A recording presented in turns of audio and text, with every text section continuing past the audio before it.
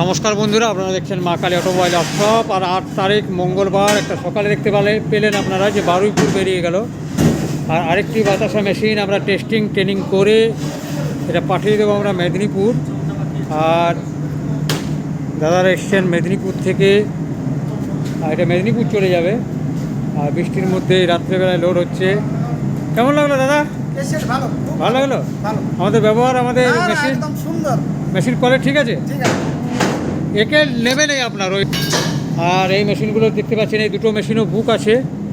আর এটা কালকে বৃষ্টির জন্য মনে হয় চালানো হবে না। দাদারা কোন জায়গায় যাচ্ছে মেশিনটা?